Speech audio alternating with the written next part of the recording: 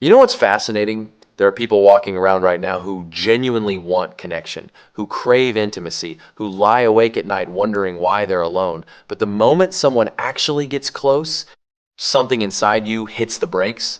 Like suddenly you're irritated by the way they text, overwhelmed by how much they care, or weirdly convinced you'd be happier alone.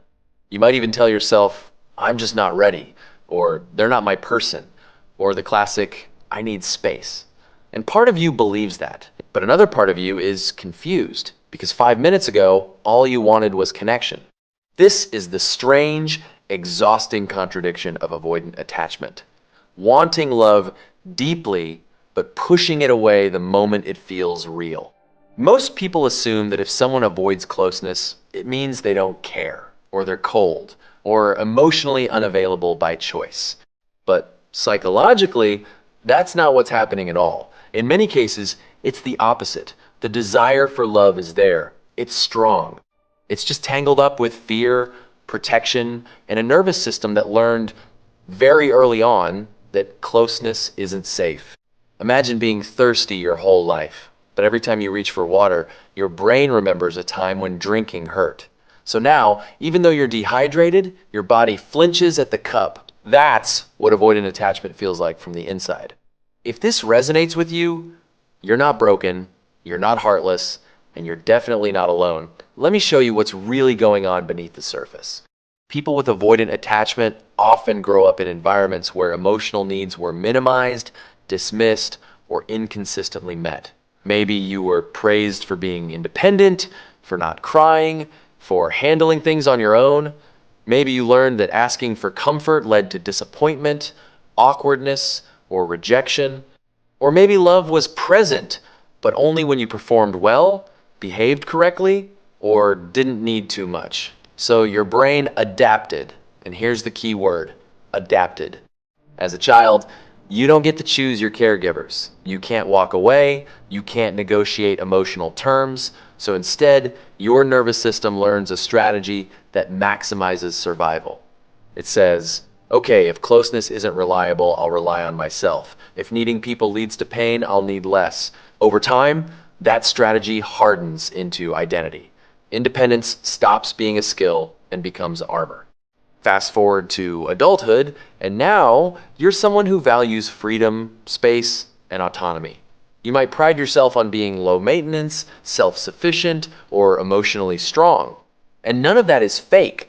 Those qualities are real, but underneath them, there's often a quiet longing for connection that feels dangerous to touch. So when someone starts getting close, your nervous system doesn't interpret it as romance, it interprets it as a threat.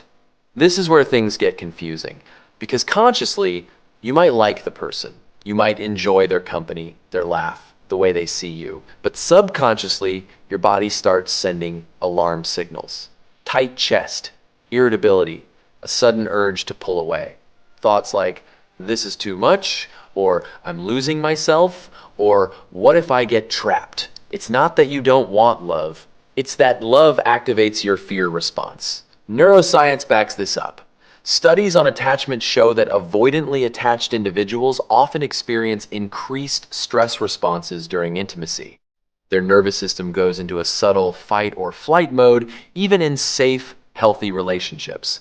So pulling away isn't a character flaw, it's regulation. Distance is how your system calms itself down. That's why avoidant attachment can look so paradoxical. You can miss someone intensely after they leave, but feel suffocated when they're present. You can crave intimacy in theory, but feel uncomfortable in practice. You can fantasize about deep connection, but sabotage it the moment it starts forming. And sabotage is the right word here, though it's usually unconscious. You might find faults where none existed before. You might suddenly fixate on incompatibilities. You might emotionally shut down, become distant, or pick fights over small things. Or you might simply disappear, convincing yourself that you're better off alone. Here's the painful irony. The moment someone proves they're safe, your attachment system says, this is dangerous. Because safety means vulnerability, and vulnerability means risk. Avoidant attachment isn't about not feeling. It's about feeling too much without the tools to process it. Many avoidantly attached people are deeply emotional, even sensitive. They just learned early on that those emotions had nowhere to land. So instead of expressing them outward, they learn to suppress, intellectualize, or compartmentalize them. Feelings get turned into thoughts, needs get turned into self-reliance. You don't say, I need you. You say, I'm fine. You don't say, that hurt. You say, it's not a big deal. Over time, this creates a disconnect between what you feel and what you allow yourself to acknowledge. And intimacy, real intimacy, threatens that disconnect. It asks you to be seen, to depend, to soften. And that can feel terrifying if your nervous system associates closeness with loss of control or emotional overwhelm. This is why avoidant attachment often shows up strongest in romantic relationships. Friendships can feel easier. Casual connections can feel safe. But romance demands emotional presence, consistency, and mutual reliance. It brings up childhood patterns like nothing else. So when you pull away, it's not because the relationship is wrong, it's because it's touching something old. Think of it like this. Your brain has a smoke alarm that's overly sensitive. It goes off not just when there's a fire, but when you make toast. Closeness isn't the fire, but your system reacts like it is. And here's where compassion really matters. People with avoidant attachment often carry a lot of shame. They're told they're commitment phobic, emotionally unavailable, or incapable of love. They might internalize the idea that they're bad at relationships, but that story misses the truth. Avoidance is a learned survival strategy, not a moral failing. In fact, many avoidantly attached people are incredibly loyal once they feel safe. They value depth, they value honesty, they just need more time, space, and internal reassurance to get there. The problem is, modern dating doesn't always allow for that. The pace is fast, expectations are high, emotional intensity ramps up quickly.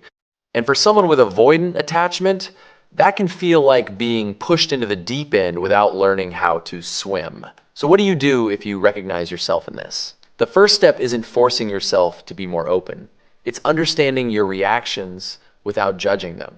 When you feel the urge to pull away, instead of immediately acting on it, try getting curious. Ask yourself, what am I actually feeling right now? Is it fear, overwhelm, a sense of losing control? Naming the emotion helps regulate it. Your brain can't calm what it doesn't understand. It's also important to distinguish between intuition and attachment fear. Intuition is usually calm, grounded, and consistent. Attachment fear is loud, urgent, and reactive. It pushes you to escape rather than reflect. Another powerful shift is learning to tolerate closeness in small doses. You don't have to jump from independence to full emotional exposure overnight. Secure attachment is built gradually through repeated experiences of safety. Each time you stay present through discomfort and realize you're okay, your nervous system learns something new. And yes, this is uncomfortable work, but it's also deeply freeing. Because the goal isn't to erase your independence, it's to add connection without losing yourself. Avoidant attachment actually comes with strengths. You're likely introspective, thoughtful, capable of being alone. You don't lose yourself easily in others. Those qualities are valuable. The work is about integrating them with vulnerability, not replacing them. Love doesn't have to mean suffocation. Closeness doesn't have to mean loss of autonomy. Those are old stories your nervous system tells you to keep you safe, but they're not universal truths. Healing avoidant attachment isn't about becoming someone else. It's about teaching your body that intimacy can coexist with safety. And that takes patience with yourself, with your pace, with your process. If you've spent your life being the strong one, the independent one, the one who doesn't need much, it can feel strange to admit that you want closeness. But wanting love doesn't make you weak. It makes you human.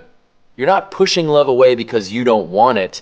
You're pushing it away because part of you is afraid of how much you want it. And that part deserves understanding, not criticism. So maybe the next time you feel the urge to withdraw, you pause instead of disappearing. Maybe you breathe instead of running. Maybe you remind yourself that discomfort doesn't equal danger. And maybe, slowly, you let yourself believe that love doesn't have to hurt to be real. If this hit home for you, you're not alone in this pattern. A lot of people are quietly navigating the same internal push and pull. Feel free to share your thoughts or experiences in the comments. And if you want to keep exploring the psychology behind human behavior, attachment, and emotional patterns, you know what to do. Stay curious, stay kind to yourself, and keep learning.